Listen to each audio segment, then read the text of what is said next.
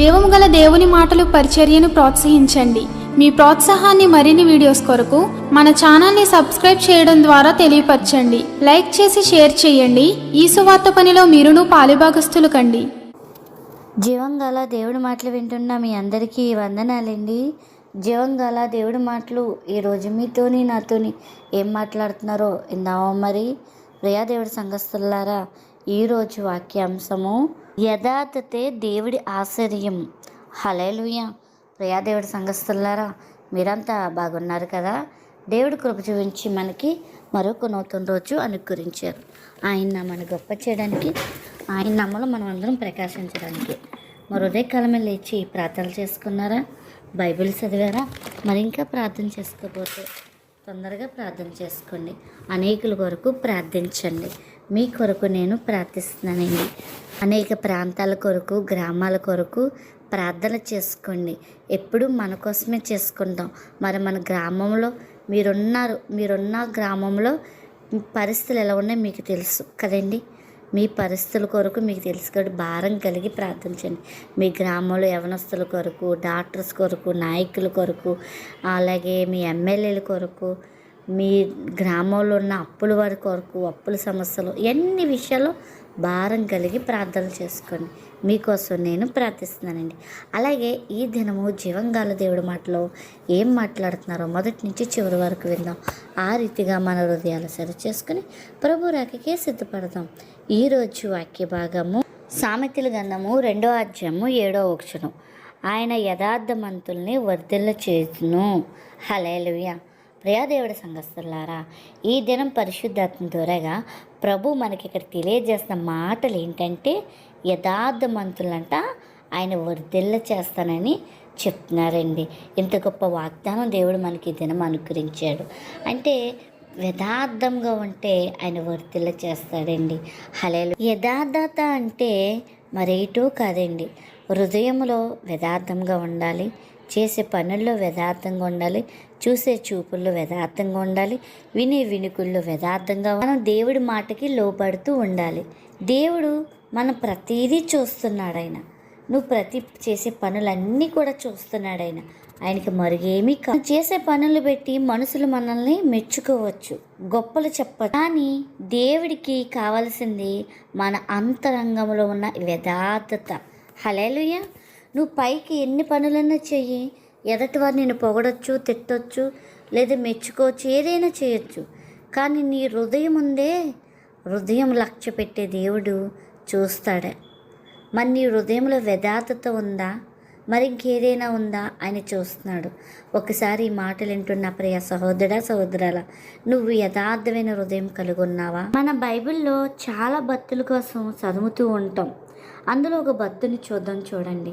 దావీదు మహారాజు గారు ఆయన యథార్థంగా జీవించాడండి. హల్లెలూయా. దేవుడికి దావీదు గారు అంటే చాలా ఇష్టం అండి. ఆ నమ్మకాన్ని పోగొట్టుకోలేదండి. ఎప్పటి వరకు పోగొట్టుకోలేదంటే తన ముగింపు దినం అంతవరకు కూడా పోగొట్టుకోలేదండి. నమ్మకంగా ఉన్నాడండి. యథార్థంగా జీవించాడు. యథార్థంగా దేవుడి దగ్గర నమ్మకంగా ఉన్నాడు. దేవుడి నమ్మకాన్ని ఒమ్మి చేయలేదండి. ఒక చిన్న తప్పు చేశాడు, దాంట్లో కూడా ఒప్పుకొని దేవుడికి మరి హృదయానుసరుడైపోయాడు దావీదు గారు. హల్లెలూయా అండి. తప్పు ఒప్పుకున్నాడు, విడిచిపెట్టాడు, దేవుడికి హృదయానుసరుడైపోయాడండి. అంత గొప్పగా మనం కూడా ఉండాలి. మరి మనకి చాలా సమయం తక్కువ ఉంటుంది కాబట్టి నేను చాలా చిన్నగా చెప్తూ ఉంటున్నాను మీకు. ఈ మాటలు మీరు వింటున్నారు, కానీ మన జీవితంలోకి వస్తున్నప్పుడు పరిస్థితి, మన జీవితంలో ఒక నిర్ణయమైన తీసుకోవాలండి. ఒక ఆలోచన, ఒక పట్టుదల కలిగి ఉండాలి. చూడండి, ఎవరైనా మనల్ని తిడితే వాళ్ళతో మాట్లాడకూడదని పట్టుదల కలిగి ఉంటాం. ఎవరితైనా సరే ఏదైనా అంటే అదే గుర్తు తెచ్చుకుంటాం. అయితే దేవుడు నీతో చెప్తున్నాడు, ఈ మాటలు గుర్తు తెచ్చుకో, ఈ మాటలు గుర్తు తెచ్చుకో. నీకు ఎంత కష్టం వచ్చినా, ఎంతటి బాధ వచ్చినా, ఎలాంటి సమస్య వచ్చినా అది పెనుతుపాలేనవని నీ యథార్థత కోల్పోవద్దు, అబద్ధం ఆడవద్దు, నీ నిజాతిని కోల్పోవద్దు. దేవుడికి ఇష్టంగా జీవిందామండి. ఎన్ని కష్టాలు వచ్చినా సరే మనం వెనక్కి తిరిగిపోయే వరకు ఉండకూడదు. దేవుడు పరీక్షిస్తాడు, అపవాది శోధిస్తాడు. అపవాదికి దగ్గర మన విజయం సాధించాలి. అపవాది మన కాళ్ళ దగ్గర ఉండాలి. దేవుడు దగ్గర మనం ఉండాలి. దేవుని అమ్మకాన్ని మనం ఒమ్ము చేయకూడదు. దేవుని గెలిపించాలి. హల్లెలూయా. అపవాదిని ఓడించాలి. ఇలాంటి లక్షణాలు కలిగి ఉండాలి. హృదయము తలంపులు యథార్థంగా ఉంటే నీ హృదయం ఏమి నిండుతుందో నీ నోటి మాట కూడా అయ్యే అవుతాయి. కాబట్టి ఎక్కువగా దేవుడితో సావాసం కలిగి ఉండండి. దేవుడి వాక్యాలు వినండి. అసమయం సమయం అనక ప్రార్థనలో గడపండి. ప్రార్థనలు చేసినప్పుడు ప్రభా నీకు విరోధమైంది ఏమైనా ఉందేమో పరిశోధించి నన్ను పెరిగి పాడే ప్రభా, నా పెదవుల కావరగా ఉండని ప్రార్థించి అడగండి. ప్రార్థన చేసిన తర్వాత మళ్ళీ వెంటనే నేను దేవుడు పరిశోధిస్తాడు. కోప్పడుతున్నావా, అసూయపడుతున్నావా, ఏం చేస్తున్నావా అని అవన్నీ కూడా నువ్వు గెలుచుకుంటూ దేవుడికి దగ్గరగా ఉండాలి. హల్లెలూయా. అలా ఉన్నవారిని దేవుడు పైకి నేను లేవనెత్తుతాడు, వర్ధిల్ల చేస్తాడు. హల్లెలూయా. యథార్థత అంటే దేవుడికి జ్ఞానంకి అంటే దేవుడి జ్ఞానంతో మనం నడుస్తున్నామని. అంతేకాదు దేవుడు మనకి యథార్థంగా జీవించే వారికి ఆయన ఒక కంసంగా ఉంటాడంట. ఆయన మనకు ఒక డాల్ అయి ఉన్నాడు ఆయన.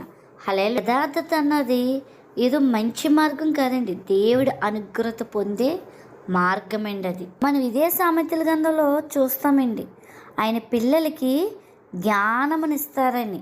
హల్లెలూయా. ఎప్పుడైతే యథార్థంగా నడుస్తామో యథార్థంగా నడిచే వారికి ఎలాంటి ఆలోచనలు తీసుకోవాలి, ఎలా మాట్లాడాలి అన్నీ కూడా దేవుడు మనకి ఆలోచనలు పుట్టిస్తూ ఉంటాడండి.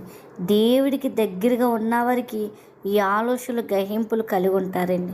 హల్లెలూయా. దేవుడే మనకి జ్ఞానం ఇచ్చి నడిపిస్తాడండి. అంతేకాదండి యుద్ధ మార్గంలో నడిచేవారికి ఆయన కంసంగా ఉంటానని చెప్తున్నాడండి. కేడంగా ఉండి మనల్ని నడిపిస్తాడండి. ఒక డాలు ఉందండి, డాలు ఉంది. ఆ డాలు ఒక శత్రువు దాడి చేసినప్పుడు అది మనల్ని ఎలా కాపాడుతుందో మన యథార్థ ప్రవర్తన కూడా మనల్ని కాపాడి పరలోకం చేరుస్తుందండి. హల్లెలూయా. అది మనల్ని కాపాడుతూ ఆయన వద్దకు చేరుస్తుందండి. కానీ లోకంలో మనం ఈ ప్రయాణం చేస్తున్నప్పుడు మనకి పక్కదవలు పట్టిస్తాయి, చెడు స్నేహాలని చెడు మార్గాలకి నడిపిస్తూ మనం ఎప్పుడైతే యథార్థంగా ఉంటామో మన పట్ల పరీక్షలు వస్తాయి. కొన్ని ప్రమాదాలని, కొన్ని గాయాలని, రోగాలని, ఒత్తిడని, లేకపోతే ఇలాంటివి వస్తాయి. కానీ నువ్వు యథార్థంగా నిలిచి ఉంటే అవన్నీ కూడా నేనేమి చేయలేవు. హల్లెలూయా. కాబట్టి మీ యథార్థతే మిమ్మల్ని కాపాడుతుంది. చూడండి, యోగ గ్రంథంలో ఒక మాట ఉంటుంది, నీ యథార్థ ప్రవర్తన నీకు ధైర్యం పుట్టించదా అంటే నీ యథార్థ భక్తి నీకు ధైర్యం పుట్టించదా. చూడండి, ఇదే మాట మనం ఆదికాండంలో కూడా చూడొచ్చండి. అక్కడ నీ యథార్థ ప్రవర్తన నీకు ధైర్యం పుట్టించదా, నువ్వు తల ఉంచుకుని ఉన్నావు అని ఒక మాట ఉంటుందండి. చూడండి కావాలంటే మీరు. అంతే కదండి, నీ యథార్థ ప్రవర్తన నేను తల ఎత్తేలా చేస్తుంది. నీ యథార్థ ప్రవర్తనే అనునిత్యము నేను కాపాడుతూ ఉంటుంది. నువ్వు యథార్థంగా జీవిస్తున్నావా, దేవుడు నిన్ను ఆస్వాదిస్తాడు. హల్లెలూయా. నువ్వు ఎంత యథార్థంగా నడుస్తావో అన్ని శ్రమలు నీ వద్దకు వస్తాయి. కానీ శ్రమలు చూసి నువ్వు వెనక్కి తిరకు. నీ యథార్థతే దేవుడి దీవెన. హల్లెలూయా. అలా ఉన్నావో లేదో నీకు నీవే సరిచేసుకుని యథార్థంగా ఉండడానికి స్థిరపడు. యథార్థత అన్నది చూడు పునాది లాంటిది. ఇంటికి మనం బేస్మెంట్ వేసుకుంటాం కదా, అది ఎంత స్ట్రాంగ్గా ఉంటుందో పైన కట్టే ప్లాట్లు కూడా అంత స్ట్రాంగ్గా ఉంటాయి. ముందు నువ్వు యథార్థంగా ఉండడానికి నిలబడ్డావంటే నువ్వు ఎంతైనా ఆత్మీయతలో ఎదగచ్చు. యథార్థత ఏమాత్రము కోల్పోకూడదు.